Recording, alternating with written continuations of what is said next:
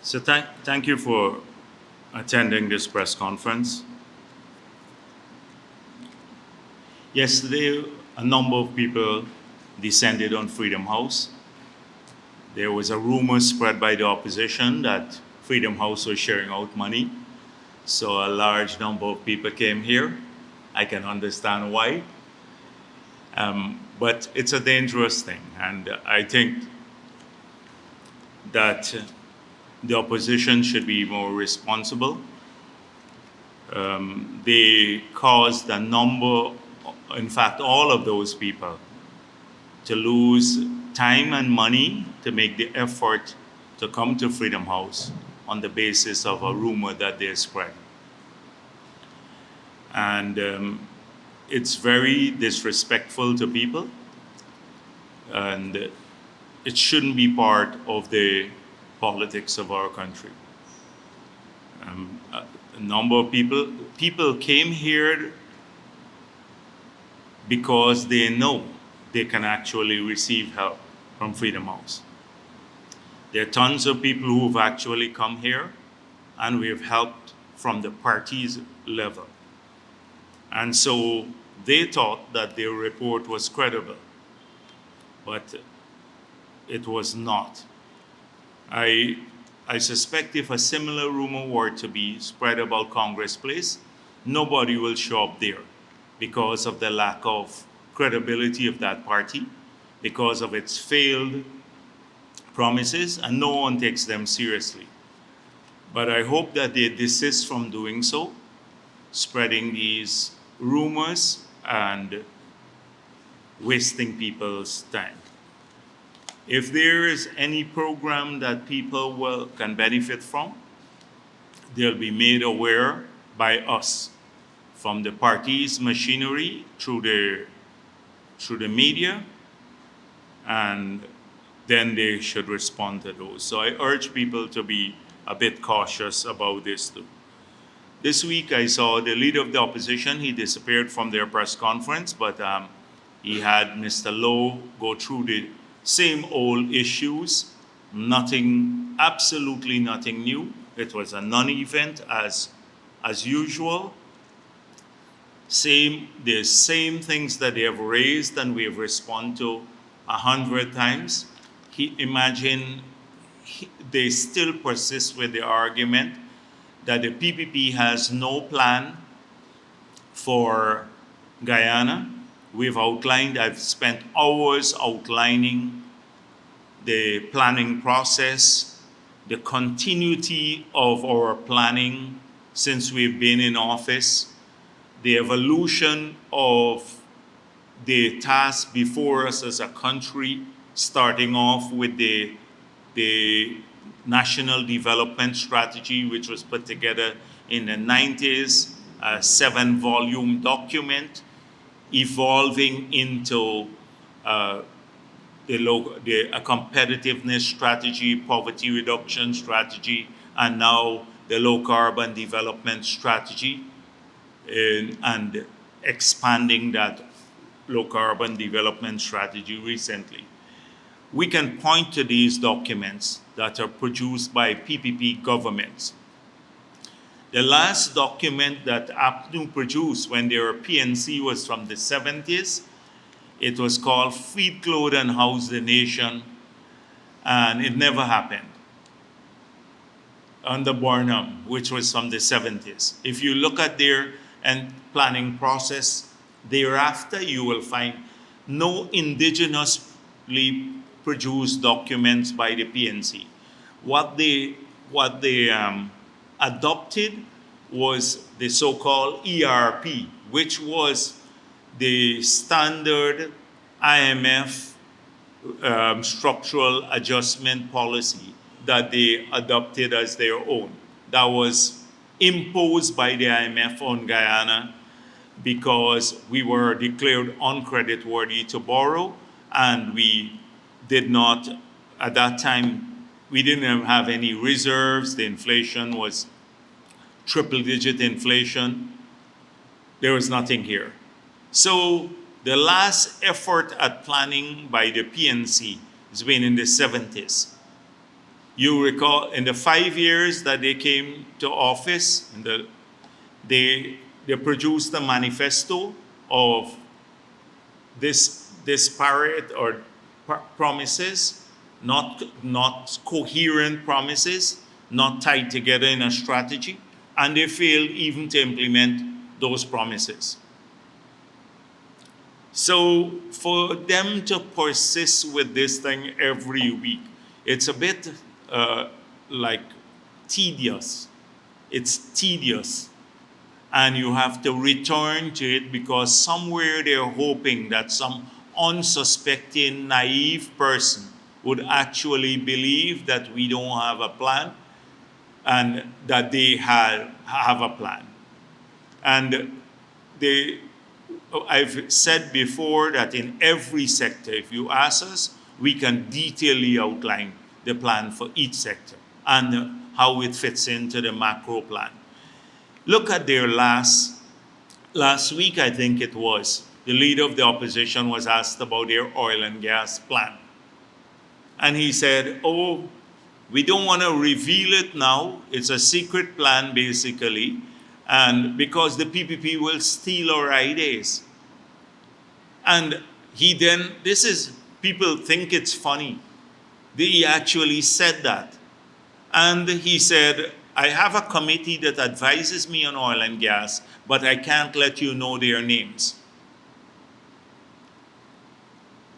So for them to come every single week at their press conferences and say, oh, the PPP doesn't have a plan, when we have outlined and we challenge them to do the same, to lay bare their plan because we have laid bare ours, they fail to do so. They came back on the same oil and gas sector, but I'm not going to even take them seriously. They have no view on the oil and gas sector, as you can see from the numerous attempts by the media to elicit from them firm positions on the issues that are before us. You may not agree with our position, some of the people, and we know in a doctrinaire way, but at least we have a position on every single matter before policy matter that when we deal with the oil and gas companies, and we defend our policies. We state why we believe those policies are good for the country. So this is something that we need to look at carefully, the opposition.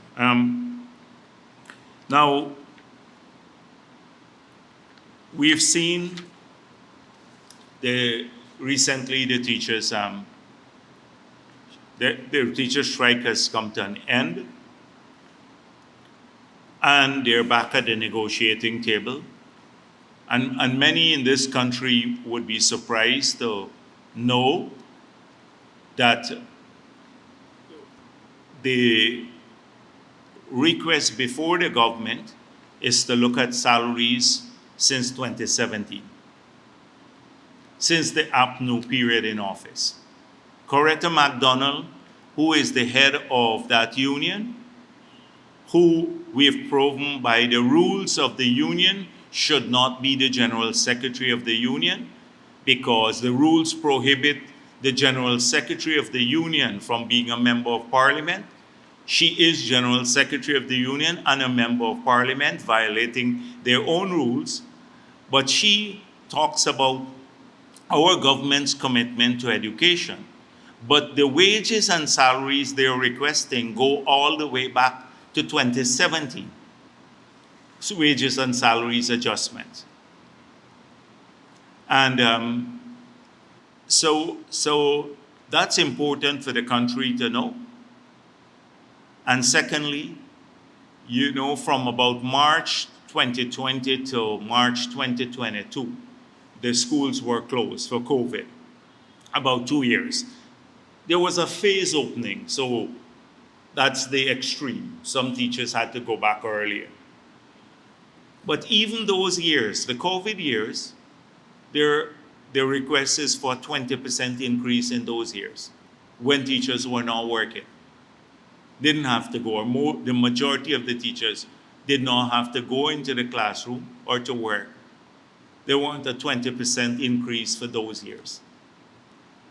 So when you talk about fairness, you should look at all of these variables.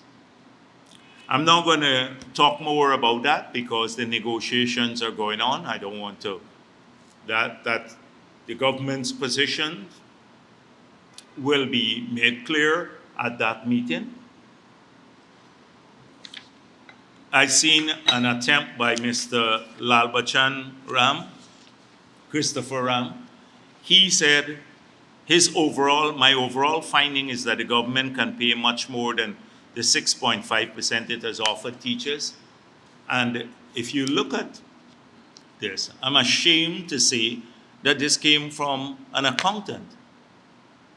To say he has scoured the estimates and he has basically come up with some sums of money. It's utter nonsense. It's this sort of thing that every day we have to deal with. He hasn't looked at the overall impact, that it's not only teachers that have to be paid by the government, it's the soldiers, the policemen, the public servants, almost every other category. We only have 14,000 teachers of about 70,000 people who are in the public sector, or 50-something thousand who are in the immediate apparatus of the government. That's the central government, paid for by central government. So this is an attempt to influence or to gain influence. This is known. Christopher Ram, he's a specialist on everything in the world now. So he's a specialist on scouring accounts. This is public policy. This is not accounting, economics. You have to look at a ton of other variables when you decide on wages and salaries. It's not I could find $10 here and therefore you can spend it for wages and salaries for teachers. It has implication for tons of other macro variables. So Mr. Ram is something else. And I saw he did some nonsensical thing too about, since I'm at it, on the stock exchange price versus asset value. What I was attempting to do simply was to say to the reporter who asked me that this is how the market values Hess shares. And if you look at the deal announced by Chevron, it's $60 billion, but $53 billion had to deal with the share swap. Another $7 billion of debt was part of the transaction. I saw he's confusing this with the difference between 57 and 60, that I said some $60 billion and it's really $53 billion. If you look at Chevron's own announcement, you will see that the total transaction is $60 billion because it includes $7 billion of debt that would be part of the takeover. I was merely pointing out that this is how the market values this company. The market values the company differently. So it was never an attempt to go through asset value here. And I said, if we use those conservative figures, very conservative for Guyana, by taking half of the $60 billion that was part of the transaction and assigning them to the 30% shares that Exxon that Hess has in Guyana in the Stabroek deal, then you can simply say or easily say that we have a company that would be valued approximately $100 billion by the market, the exchange. It was not an attempt to deal with look at asset value. So confuses everything else. My other point was about that we have one variable that we keep forgetting all the time when we deal with environmental disasters, is that we talk about the 600 million guarantee, and then the 2 billion parent guarantee. But we forget that this company has assets that you can go to. And I said, nevertheless, we've already started working on legislation that will ensure that there would be that the full liability of any environmental spill would be at the expense or would have to be taken care of by the companies that are in production, because the law will require them to do so, not just a guarantee. And secondly, that we intend to use the same legislation to expand out into other areas that we are not covered by now, that is shipping, etc. Because if someone picks up a million barrels of crude, a shipping company, and then you have a spill here, we may not be able to hold the producers liable. But we'd have to, by law now, ensure that we can hold those who are responsible for any future spill liable. I've explained all of this, that this legislation shall pass the Parliament before the recess, that we've been working on it for a long while now. I explain all of that, but they keep confusing the argument, as we have seen recently. Mr. Hunt, again in Kaichor News, and every week this is as repetitive as the PNC and APNU. Every week we deal with the same issues. So now they've come back to royalty and the calculation, and to say that Guyana only receiving 0.5% royalty instead of 2% from Exxon. So Hunt, in a letter to this newspaper published on March 3rd, 2024, said that the oil company was instead paying Guyana out of its profits, thereby shortening the already meager revenues for the country from royalty. The former Guyanese ambassador was keen to point out that the oil giant has been deducting 75% of the monthly earnings in the Stabroek block to recover its investment.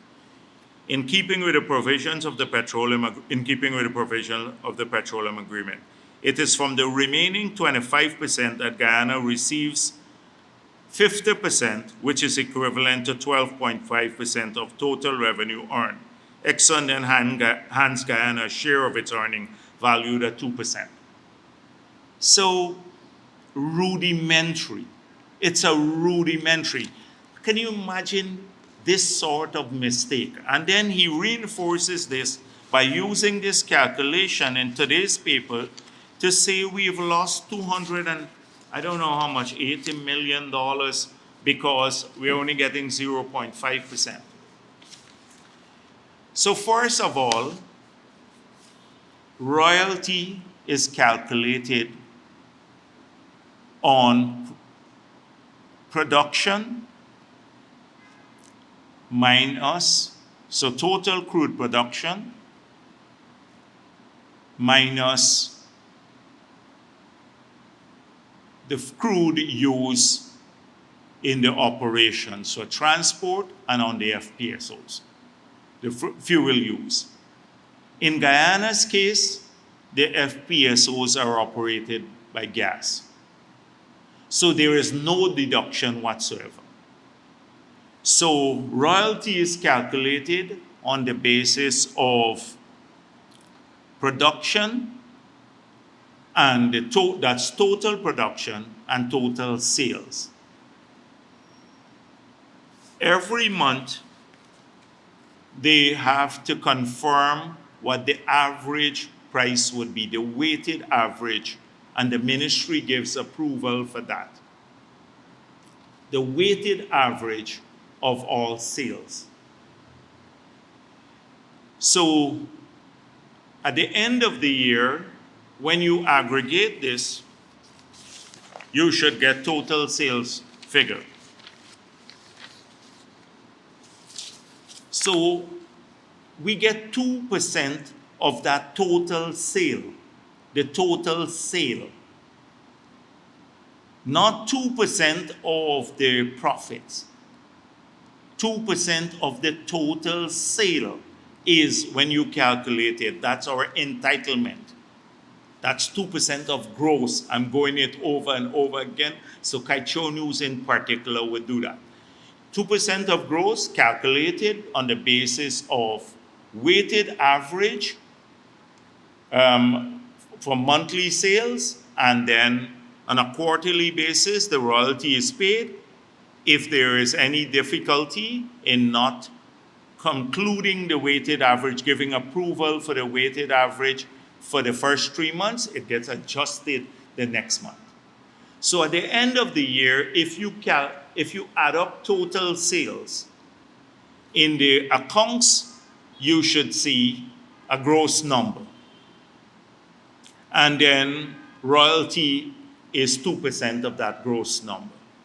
So for example, in 2021, if you look at the total royalty that we received, it was $59.7 million US dollars. Exxon's share was 26.9 because they have 45% of the block, so they're entitled to 45% of the crude. When we multiply that by exchange rate of 28.5, we had $5.6 billion in royalty collection.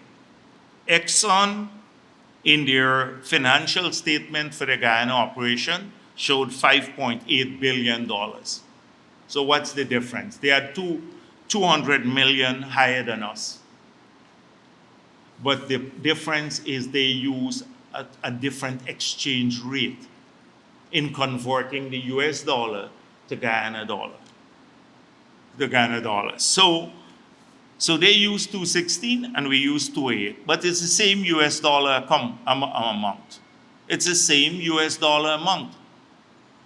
I don't understand how these people could read and not understand this. So we got 2% of total sales as the royalty.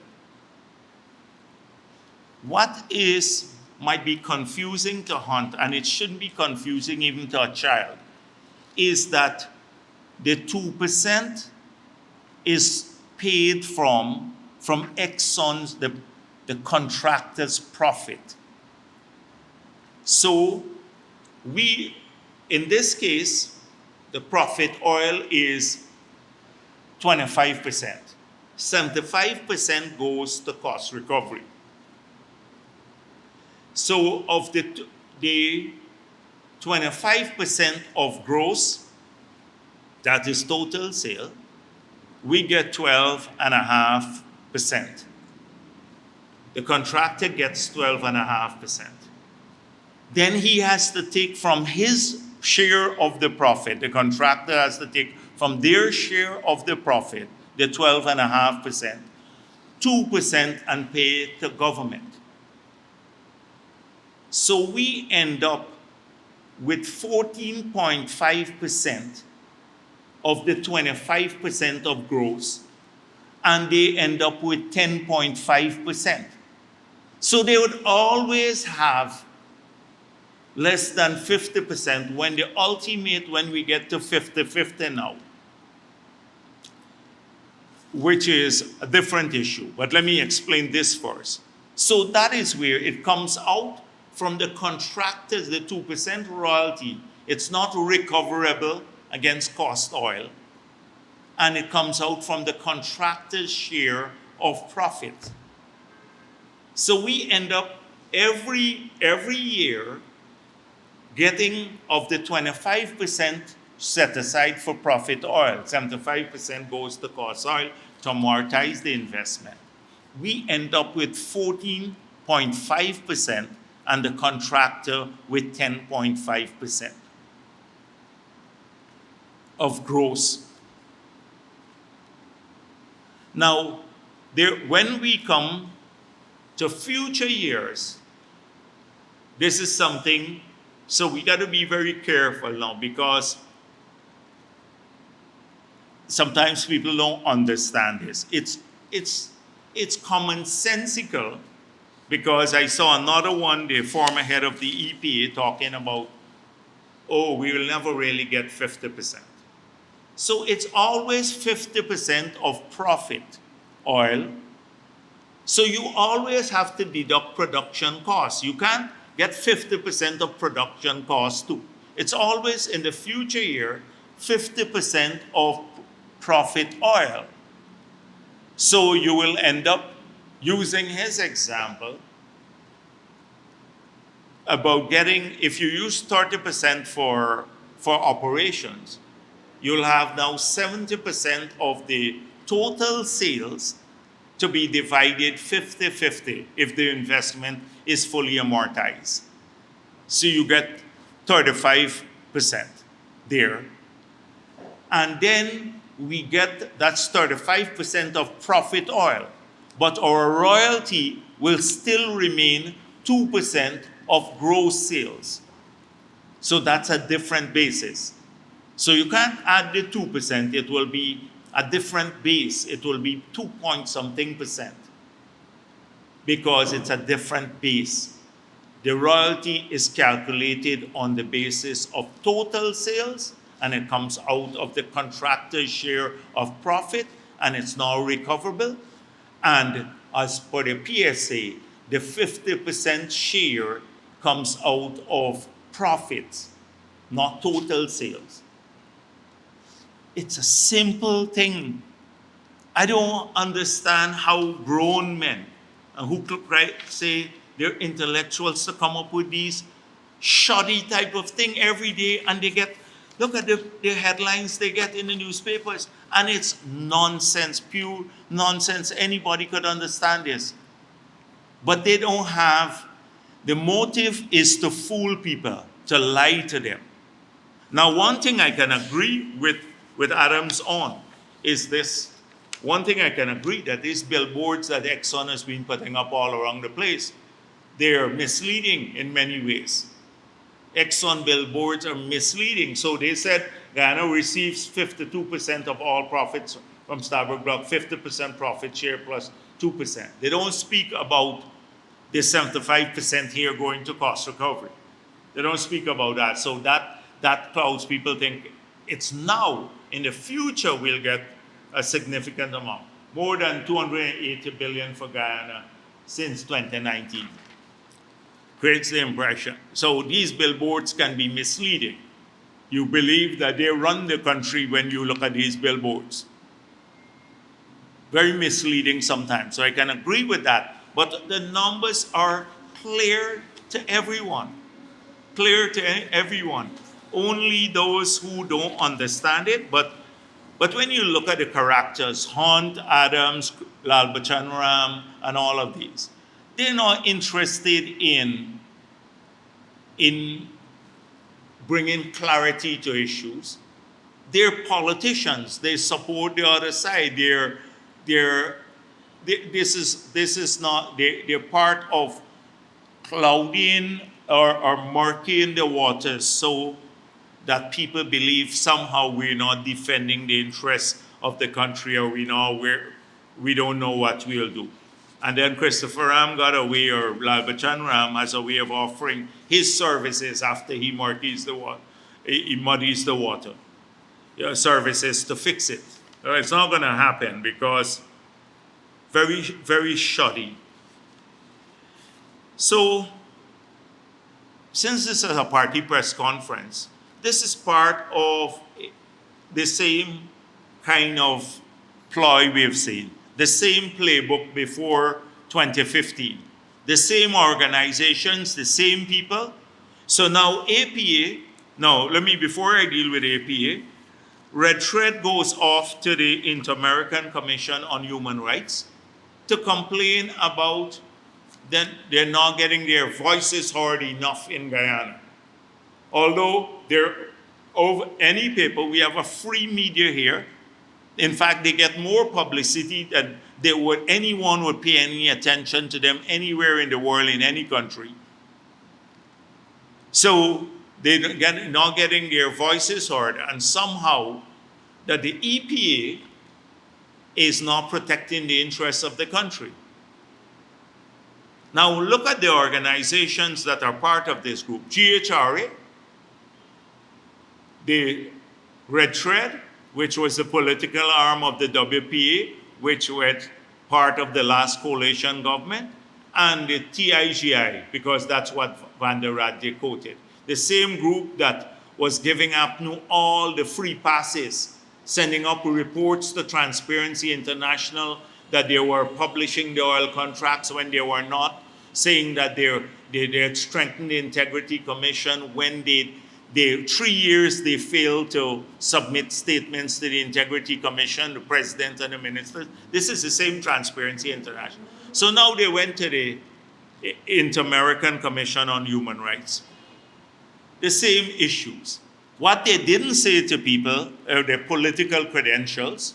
So we have to expose that to how extreme their positions are. Their position is that shut down oil production here because we cause global warming. They filed that in the court cases. We cause global warming when we are already not carbon neutral, in fact, carbon negative.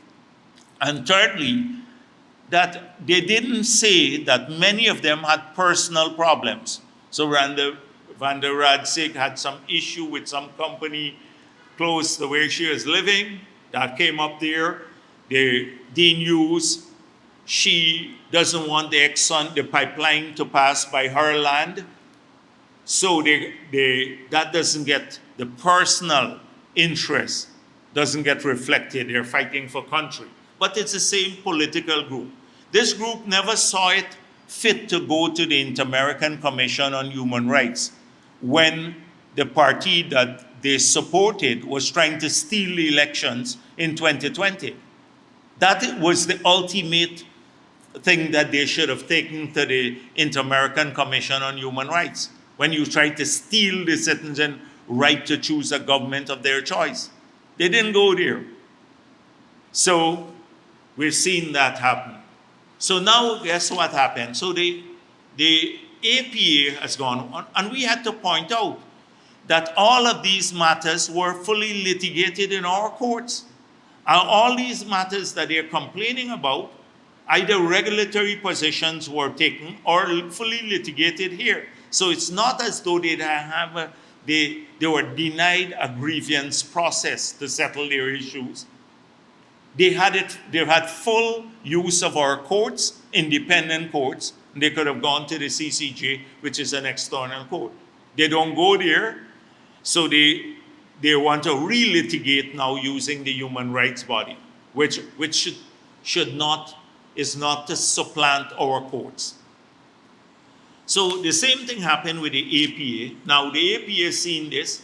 They're now going to take carbon credit complaints to the Inter-American Commission on Human Rights.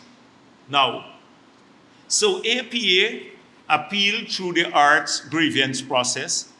The grievance process was fully aired, the investigations done, and the people found that they were obstructionists. Basically, their complaints didn't have any merits about, oh, we didn't consult with anyone. When they filed these complaints, they didn't file them on behalf of the communities, because the communities didn't say we want to stop the carbon credit money. In fact, all 242 communities have already gotten their resources from the sale of carbon credit, and they have now implemented 811 projects using those resources. The communities never gave them the right to object. They talk about free prior informed consent. In fact, those two shows coming from the communities endorsed and supported the carbon credit program. They supported it. APA acts on their own, goes to try to block it at art, failure. Now they're going to the IACHR because they've seen the same Van der Rod, the Red Shred gang, going there. It's again political. APA, the head of APA, was the deputy leader of APNU list in the last elections. Again political. This organization stood aside when 2,000 Amerindians were fired by the last government and didn't say a word, when they sought to undermine everything from land rights to their parliamentary representation on the Indigenous Peoples Commission. All they stood by, complicit with APNU.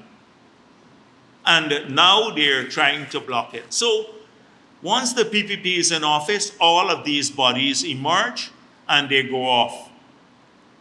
A free pass they get. Just imagine the teachers' union.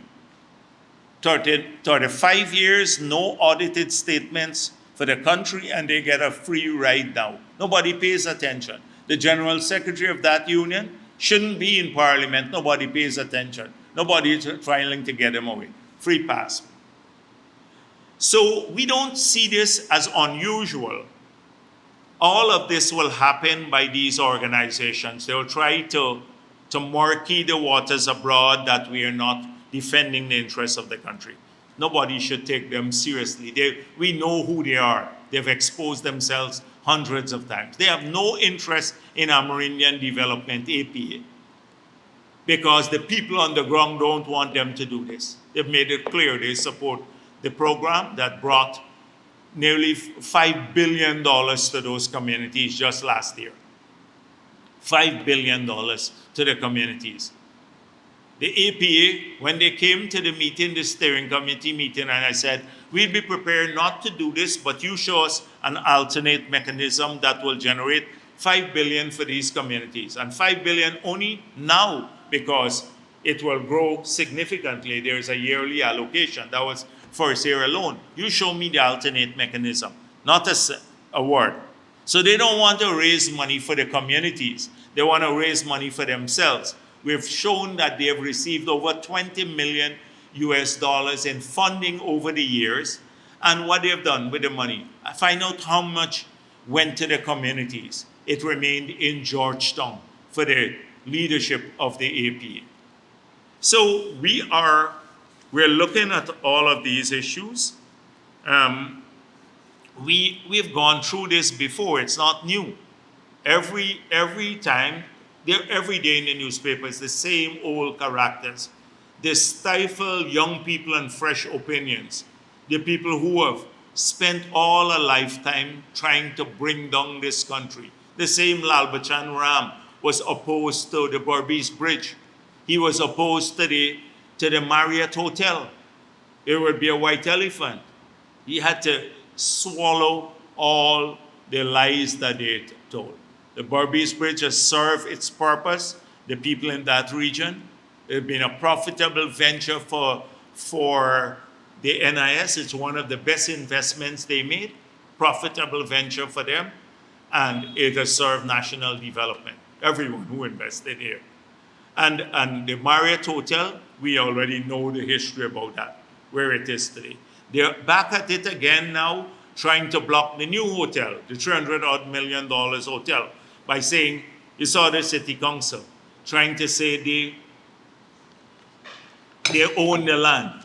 That has been, you should read the release from Lands and Survey, the detail.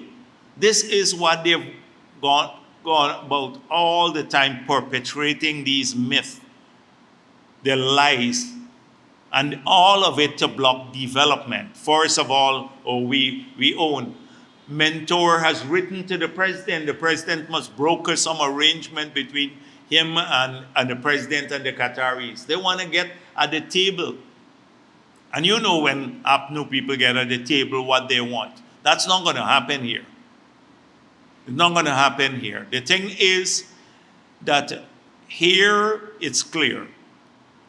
We have disproved their lies that Norton has adopted. They just want to block the project. We've talked about green space, we dealt with that issue too. It's a total lie. And he's trying to get the city engineer and the others to commit illegal acts by blocking the investment on the basis of a faulty, not a faulty transport. The last page of a transport that he didn't read the first 2 pages, as Lands and Survey said. He didn't read the first 2 pages of the same transport that he has. So this is not new. Obstruction, everything. Oh, cash grants. They have a problem with people getting cash grants. They have a problem with the children getting the money. Now they're saying we'll give more, but they had a problem with the grant to the children. Oh, we want to increase by 50% teachers' wages and stuff, but we still now have to deal with their 2017 promises that they made that they didn't fulfill. 2017, 2018, 2019, all of that. Now the teachers union asking for us to deal with those years, the up-new years. This is the typical sort of thing that we have. I've seen a report that here about sandpits. I have it somewhere that Mr. Brutus and the Commissioner of Police have permission to open sandpits. Let me make it clear that the government of Guyana on the highway has put a hold on all the sandpits. First of all, as you know, we have a difficult situation there on the highway. A number of people are living on the highway without, we've been living there for a number of years without the right documentation. There's some people who have documents that are not part of the record in the system. We're trying to get large tracts of land to do the Silica City on the highway. So we want the land for public use, for housing and a development of new tongues along the highway, etc. So we can't wantonly give out. We have noticed that people who had sand pits were jacking up the prices. The government already opened up some public sand pits. We intend to open up more public sand pits to lower the price. So we're not giving permission for no sand pit at this time. That is the position that's clear. So if the EPA has a notice out, the government will, based on what they heard from somewhere else, to give sand pits to these 2 individuals, then the government of Guyana's position is clear. It's not going to happen. Now they may have the land for agricultural use. That is what people have land for, but not for the purpose of mining sand. We have to have a strategy that brings down the price. We've had about 200 applications to sand pits so far, because it's a lucrative thing now. The sand prices have gone up. And a lot of people who have these sand pits, they even undermine, they come close to the road, they do all sorts of things. So if the story, though, I saw it in one of the newspapers, is based on what the EPA published, it's not going to happen. It's not going to happen. I think I'll end there. I end there for today.